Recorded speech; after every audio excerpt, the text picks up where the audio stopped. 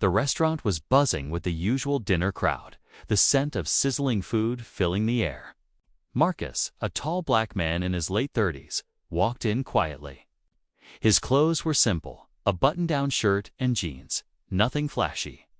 Nothing that suggested he was anything more than a regular customer. He approached the counter, ordered his meal, and handed over a crisp $50 bill. The manager, a middle-aged man named Carl, glanced at Marcus with an expression that carried both impatience and disdain. Without a word, Carl took the bill, rang it up, and carelessly dumped the change onto the counter, letting the coins scatter across the surface like discarded trash. Marcus looked at the mess silently, his eyes steady but calm, and then picked up his change piece by piece. Asterisk to Carl. It was just another day. He'd grown used to treating certain customers with less respect than others, often making subtle remarks or showing his bias in small, dismissive gestures. He didn't see Marcus as someone who mattered. To him, Marcus was just another face in the crowd, a customer to rush through and dismiss without care. He didn't notice the quiet dignity with which Marcus carried himself or the sharpness in his gaze. What Carl didn't know was that Marcus wasn't simply a man buying dinner. He was the new owner of the very restaurant Carl managed. Asterisk. Marcus had spent years building his career. From working long shifts in kitchens to managing high-end dining establishments, he dedicated himself to understanding not just food, but the business behind it. His journey had been filled with obstacles, people doubting him, overlooking him, underestimating him, but he pushed through. Recently, he had purchased this restaurant, choosing to keep his identity hidden until the transition was official. He wanted to see the place through the eyes of an ordinary customer, to feel the atmosphere and experience the service firsthand before making his presence known. What he saw in Carl confirmed something deep within him. Change was needed. Asterisk, as Marcus sat at his table and ate. He watched the way Carl moved around the restaurant. He barked at younger staff, ignored customers who didn't look profitable, and put on a fake smile only when he spotted someone he thought was worth impressing. The waitstaff avoided eye contact with him, nervous and tense under his authority. Marcus recognized the toxic culture, the kind that drove employees away and made customers feel unwelcome. He knew this was more than a single rude act. This was the reflection of a poor leader who had been allowed to operate, unchecked, for too long. Asterisk, the food was decent. But Marcus could tell that the staff's morale was dragging the entire place down. Service was slow, communication between employees was strained, and there was a heaviness in the air. Yet, beneath it all, Marcus saw potential. He saw hard-working waiters and cooks who seemed eager to do better if given the right leadership. He finished his meal, paid his bill, and left quietly that night, saying nothing. The time wasn't right to reveal who he was, not yet. He wanted to observe a little longer. Asterisk, over the next few days. Marcus returned several times, blending in as just another customer. Each time, Carl's attitude didn't change. He dismissed Marcus, tossed his change, and even sighed impatiently when Marcus asked simple questions about the menu. The pattern was clear. Carl's prejudice wasn't a mistake. It was a habit.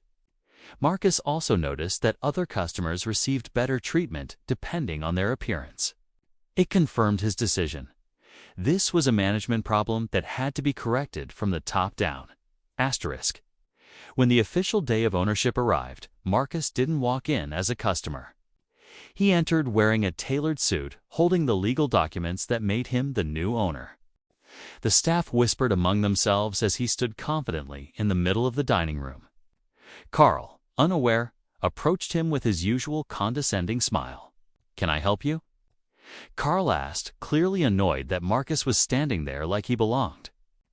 Marcus simply smiled back and said, "Actually, I think it's the other way around. I'm here to help you understand who I am." Asterisk. Carl frowned, confused, as Marcus handed him a folder. Inside were the signed papers of ownership. The restaurant had been sold, and Marcus's name was now the one listed on every official document. Carl's face drained of color as realization hit. The man he had treated like trash, the man whose change he had dumped without care, was his new boss. The room fell silent as employees watched the moment unfold, some with suppressed smiles, others with wide eyes of disbelief. Marcus didn't raise his voice. He didn't gloat. Instead, he spoke with calm authority. He explained that he had observed the restaurant and noticed serious issues with its management.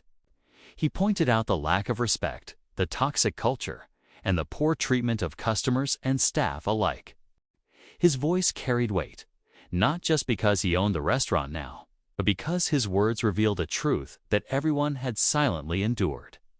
Employees nodded, their relief visible as someone finally addressed what they had felt for so long. Carl stammered, trying to defend himself. He muttered excuses about being busy or stressed, but the truth was plain to everyone. Marcus had caught him, not just in one bad moment, but in his consistent pattern of disrespect. Marcus let him finish, then said firmly, "Respect is not optional. It's the foundation of good business, good leadership, and good life. Without it, everything falls apart." Those words hung in the air like a lesson too long overdue. The decision came swiftly. Marcus announced that changes were being made immediately. Staff would be retrained, systems would be improved, and leadership would be restructured. As for Carl, his position was no longer tenable. He had disrespected customers, demoralized staff, and failed to uphold the values that the restaurant needed to thrive. Marcus thanked him for his service, but told him it was time to go. Carl left in silence, his arrogance stripped away. With Carl gone, the atmosphere shifted almost instantly. Employees straightened their backs, smiles returned, and energy filled the room. Marcus gathered the staff together, assuring them that he wasn't there to rule over them, but to work with them. He promised fairness, respect, and opportunities for growth. The staff listened intently, many of them realizing that for the first time in a long time, their voices mattered. In the following weeks, the restaurant transformed. Marcus implemented new policies that prioritized customer experience and employee well-being. The staff received proper training, schedules were made fairer, and everyone was treated with the dignity they deserved. Customers noticed the change too. Word spread that the restaurant had not only improved its food and service, but had become a place where everyone felt welcome. Business began to boom. Marcus's leadership became the heart of the restaurant. He never forgot the way Carl had treated him, but instead of holding on to bitterness, he used the experience as a lesson for himself and others. He reminded his team often that respect is the one thing every person deserves, no matter who they are or what they look like. Under his guidance, the restaurant became more than just a place to eat, became a symbol of resilience, justice, and hope. For Marcus, the greatest victory wasn't owning the restaurant or proving Carl wrong. It was knowing that he had turned a place of disregard into a place of respect. What started with coins tossed like trash ended with a business reborn in dignity. Led by a man who had once been underestimated but never broken. And in that transformation, Marcus found not just success, but a legacy worth leaving.